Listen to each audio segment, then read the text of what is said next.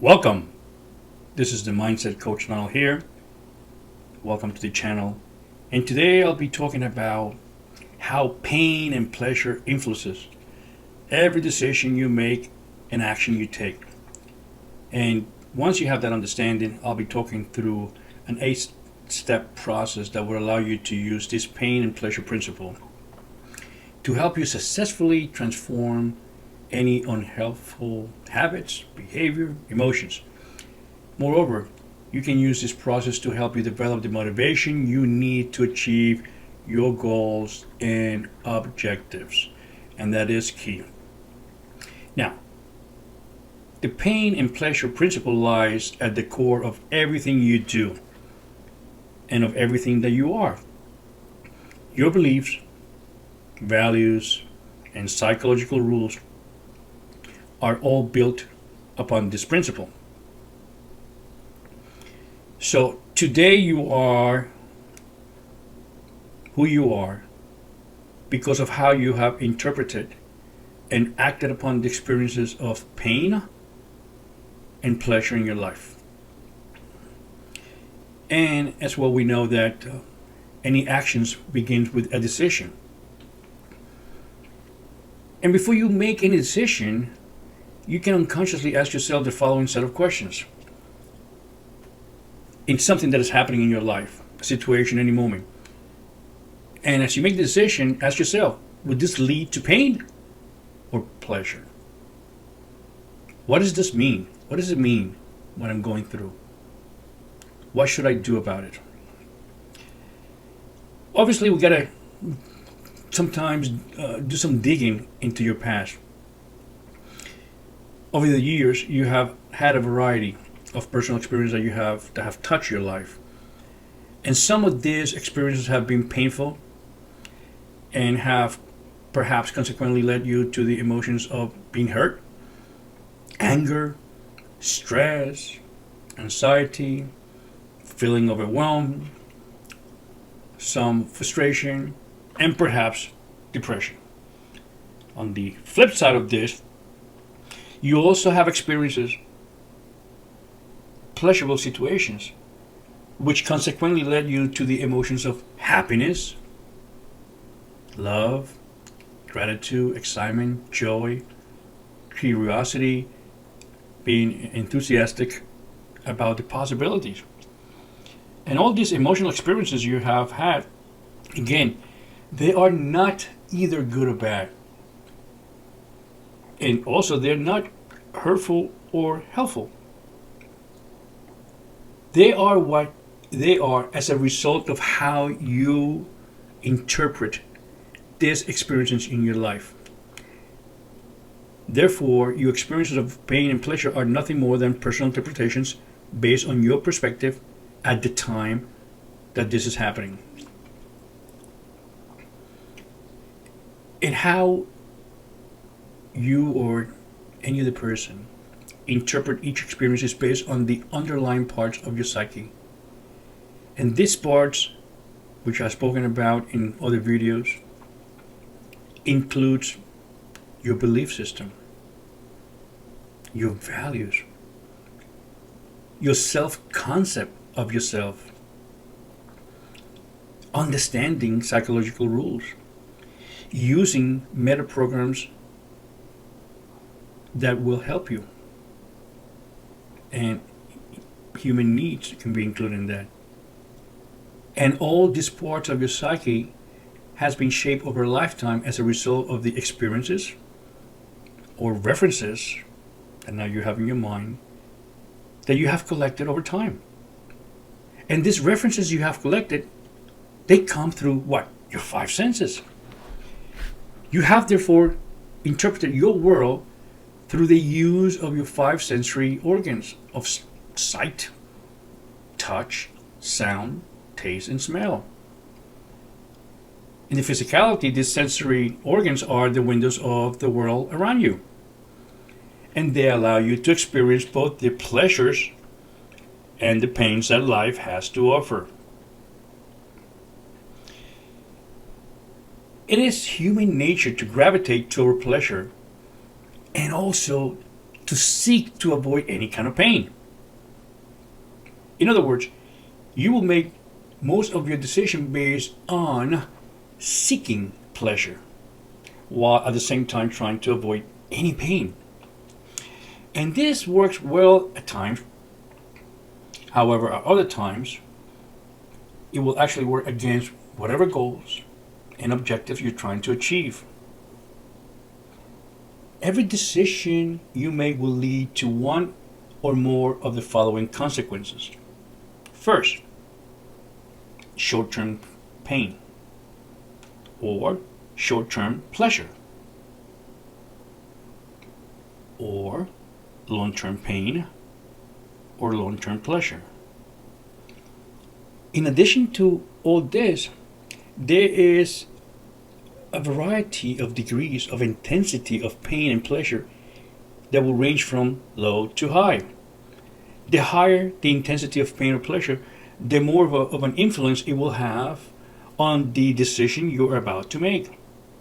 On the other hand, the lower the intensity of pain and pleasure, less of an impact it's going to have in your decision-making process. Remember, decisions that you're making are nothing more than conditioned responses that you have learned over a course of your life and now are deeply ingrained in your psyche. So manifesting any form of belief, values, and any psychological rules that you might have are going to show up this way. And they're going to influence the daily choices and decisions you make.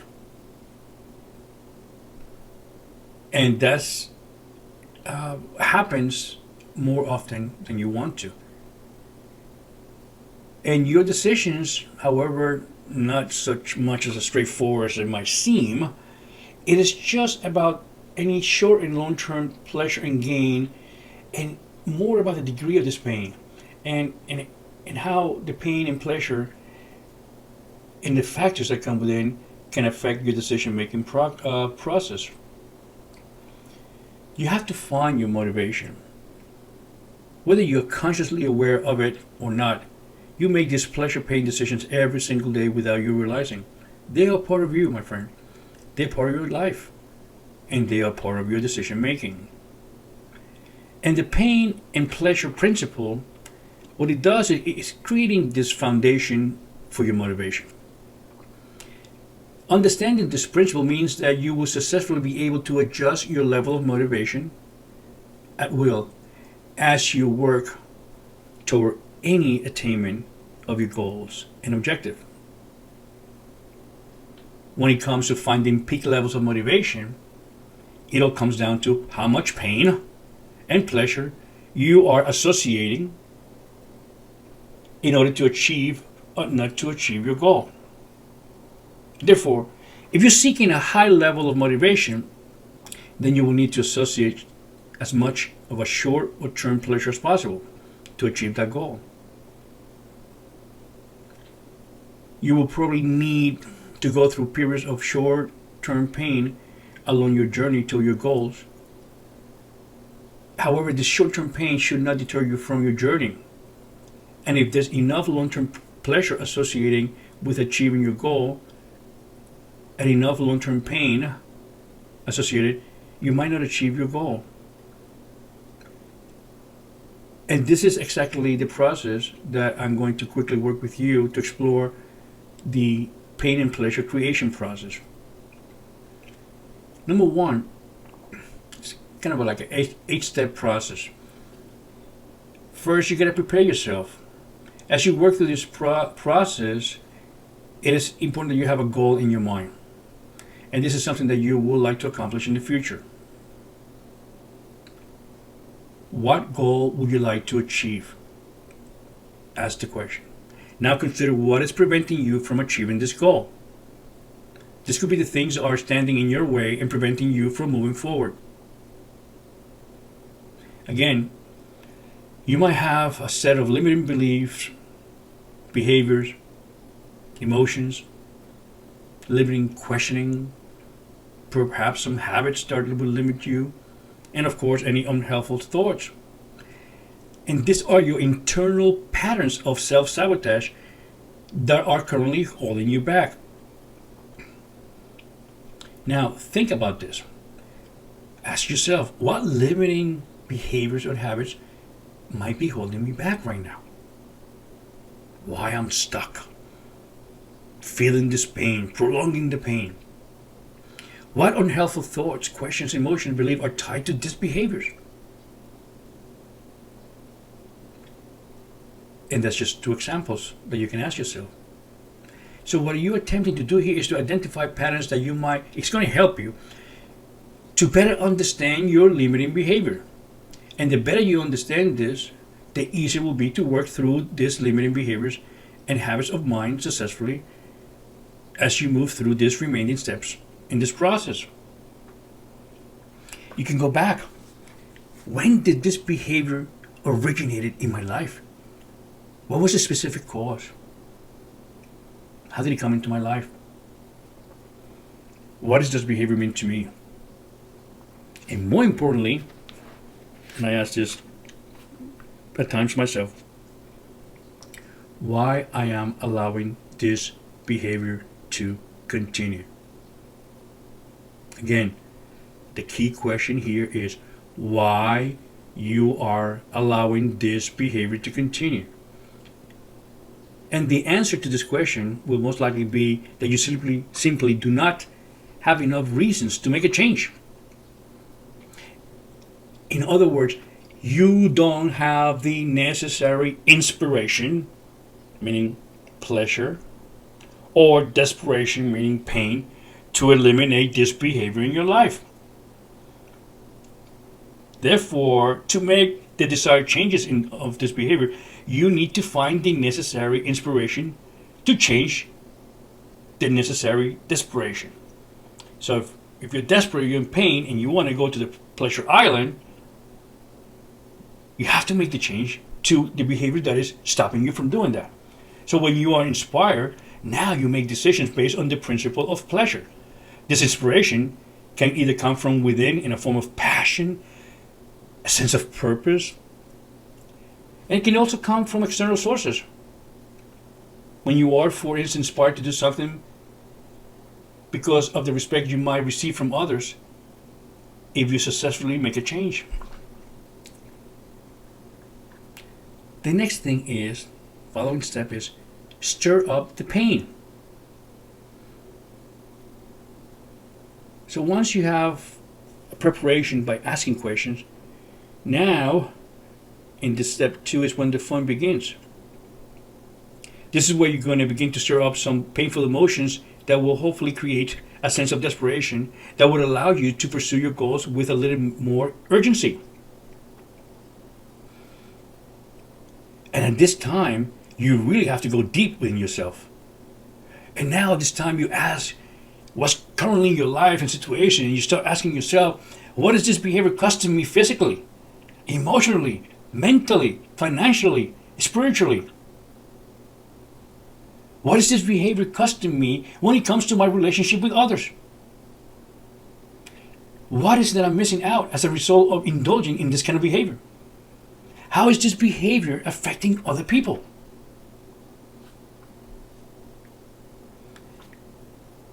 And also, how is this behavior clearly not working for me in the present moment? And that's in the present. Now you can go back and ask questions into your past. So what has this behavior cost me in the past? How does behavior deny me the chance to obtain any goals and objective? What opportunities have been denied because of this behavior? How has this behavior affected my state of mind in the past? How has this behavior sabotaged me over and over again? Now, you go and take yourself into the future by, let's say, 5 years, and you start asking yourself, how would it cost me in terms of relationship to keep this behavior? If I keep this behavior going to the future, how would it prevent me from attaining my desired goals and objectives, my dreams? How would I miss out over the next 5 years if I continue to indulge in this kind of behavior? How much precious time will this behavior potentially cause me waste? Finally, ask yourself the same set of questions, but now change the time scale from 5 years to 10 years, and then to 20 years, and past 20 years. Meaning now you got to fully immerse yourself within the consequences of indulging in this behavior on a long-term scale. Envision your life using your full sensory awareness, and whatever possible, put some emotion in that experience. Remember, pain is okay. And the more pain you create, the more desperation will come through every decision that you make and action you take. And the more desperate you become, the more urgency you will create to make the positive changes in your life. So congratulations. You have now completed one side of the equation. Step 3. Now you gotta break any pattern that doesn't help. And basically how you do it is interrupting any of your unhelpful behavior. Meaning, do something that will help you break the pattern of this behavior, something different. And this pattern interruption can come from in the form of a question, a specific thought, an action you take, or even another behavior that successfully takes you out of your unhelpful state of mind and into a more empowering and receptive state of mind that opens the door to a new and more helpful behavior that now is aligned with your goals and objective that would you like to achieve. And once you develop and test your pattern interrupting, you're ready to move to the next step. And now you're selecting a new empowering behavior. So first, your old behavior has a positive intention. It has remained part of your life, doing what it does best, protect you in some kind of way. And this positive intention might, of course, be misguided based on certain unproven assumptions that you have made. However, the intention is certainly there. And therefore, your behavior not only has the best interest in mind, but now is attempting to work in your favor. And it's important for you to clear any assumption that you might have. Again, key questions. What positive intention does my unhelpful behavior have for me? Is this positive intention help me or hurt me at this moment? What assumptions might I be making? Are these assumptions hurting me? How would my behavior change if I was to believe that these assumptions to be true? It all means possibly that as your assumptions change, so will your behavior. And this will help you clarify in your mind how you must do things differently moving forward. Also, your old behavior provided you with some value or benefit. Simply put, you gain something by indulging this behavior. And you probably prolong this behavior because something was gained. Ask yourself, what value have I been gaining from my unhealthy behavior? What benefits have I derived from indulging in my unhealthy behavior? And once you clarify your intentions and the benefits that the unhealthy behavior provided you, now it's time to choose a new behavior that's going to be aligned with your goals and objective. Ask yourself, how would I think about myself and others in these situations? How would I talk to myself and others about situations? What decisions can I make? What actions? How would I behave with my new behavior? Answering this question will help you with the recipe for your new helpful behavior. So once you define this new behavior, 3 quick questions come to mind. What specifically must change? How would I go about making these changes? How can these benefits I gain from my old behavior be transferred into the new behavior? And now you go to the next step. Step 5. Now you're inspired within yourself to take proactive action. Now with this step, you'll be asking a set of questions that will hopefully lead you to the inspiration. So now we ask, in your current moment in life, how I'm gaining physically, emotionally, mentally, financially, and spiritually by changing and incorporating this new behavior. How I'm gaining by indulging in this new healthful behavior in the present moment. What others say about me and how I have changed with this new behavior. How do I talk to myself within myself? How does this change positively influence my physiology instead of mine? And then you go quickly to your past and you ask yourself some of these questions. What if I had made this change years ago? How would I have gained physically, emotionally, mentally, financially, spiritually by doing that? What fun memories would I have? Have I changed that old behavior in time? How would this all make me feel? Now we go to the future. With this new behavior, how my relationship prospecting would improve. How I am now thinking about my life, about others, about my goals in this new way. How this change affected other areas in my life that are very surprisingly positive. So when you ask yourself this kind of question, and then you can go and do the same exercise of going from 5 years in the future, 10, then 20. You can ask one final question. Given all this, why is it so important that I follow through with making this change? So congratulations. You completed the second side of the equation. But now it gets better. Step 6, we got to anchor to condition this new behavior.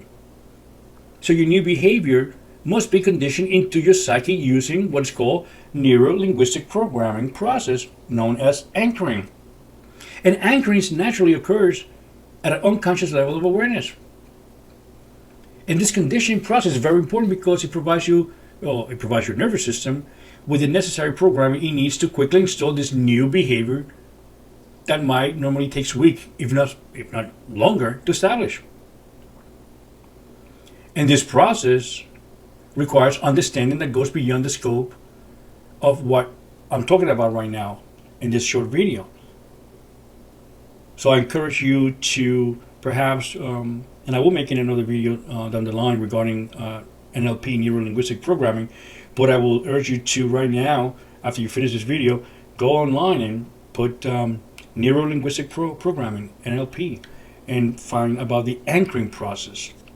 I don't have time to explain right now, but it's the key to anchoring the condition of this new behavior so that it sticks with you from this point forward. In step 7, now you're managing the process of change. Now that you have anchored and installed this into your psyche, you're now free to start making progress toward the attainment of your goals. Now, a change might require you to make certain sacrifices in order to allow that room, the time, the space for the change. And you might also need to shift around your life priorities in order to meet the new expectations that you have been brought about because of this change. Change, my friend, requires new perspective and different ways of thinking about things. So as you manage the process of change and you want to be more effective doing it, you have to clarify your thoughts. At this time, you want to ask questions like, what sacrifices might I need to make to ensure that I follow through this change? What specific things might I need to give up doing or thinking or believing? What kind of habits, belief, and perspective might I need to let go of? Letting go is very powerful, by the way. I practice that more and more every day. Let it go. Let it go. And then ask two key questions. How must I prioritize my life values moving forward with this new behavior? How really must I alter my decision moving forward? If you ignore any of these key areas while you question, that will be to your detriment. So if you, for instance, don't make the necessary changes or sacrifices, then the changes will not be complete. You will be caught up indulging in your old behaviors, and you will wonder where did it all go wrong. If you don't shift around your priorities, then you simply won't have the time to follow through in this change.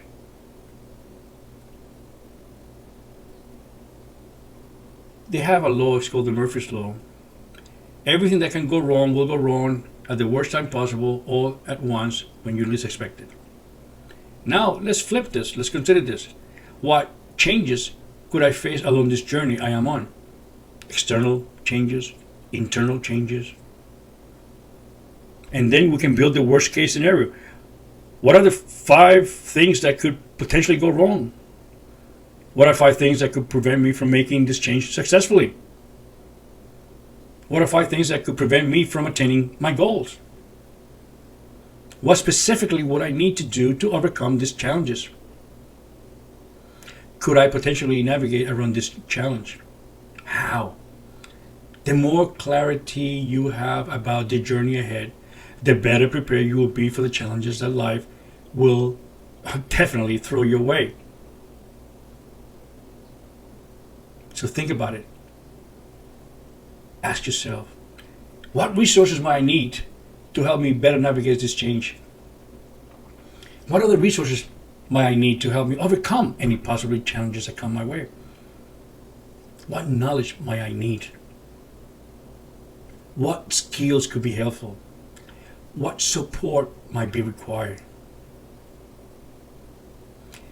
All these questions, when you do it, it will encourage you to think fully. And you must not leave any single stone unturned. Consider all your possibilities and the problems that lay before you and figure out how you will go about navigating through these challenges as they come in the most effective way. And finally, develop a plan of action in moving forward. Remember, where your focus goes, that's where your energy flows. As such, it is absolutely paramount that you use the inspiration and any desperation that you are drawing out of yourself through this process and put it in good use to help you stay motivated and focused on the most important things that you need to get done. And in order to maintain this high level of focus, you need to ask yourself effective solution-focused questions. And these questions must direct your energy on the right way to help you make optimal decisions moving forward. Only in this way will your plan of action come to fruition. And only in this way will you successfully make the changes that are necessary to help you achieve your goal. The focus in this entire process, 8 steps, is about finding ways to motivate yourself from where you are. So if you are in the pain island and you want to move to the pleasure island, it's going to motivate you to make necessary changes to improve your life if the intention is there and you're committed to do so. And if you work through this process, I hope that you see that self-motivation is also a choice you make every single day of your life. So you can choose to use the pain and pleasure principle consciously and with purpose that motivates yourself, and you can allow your subconscious mind to direct your decisions and actions for you. Either way, you're going to find some form of motivation. However, if it comes from your subconscious mind, then it might not be motivation that you are after. So it's critical that as you do this exercise and you plan to move ahead, you stay conscious and vigilant of why you do what you do throughout the day. And it's going to help you move from one island, the pain, to the pleasure island and enjoy that pleasure as you wish. Listen, everyone, thank you so much for the time. I know this was a little bit longer than I expected, but there's so much to talk about that. I hope that you stay through the duration of the video and that you have learned some great points in the 8-step process. Like always, this is your coach signing off. Be well, stay safe. Ciao.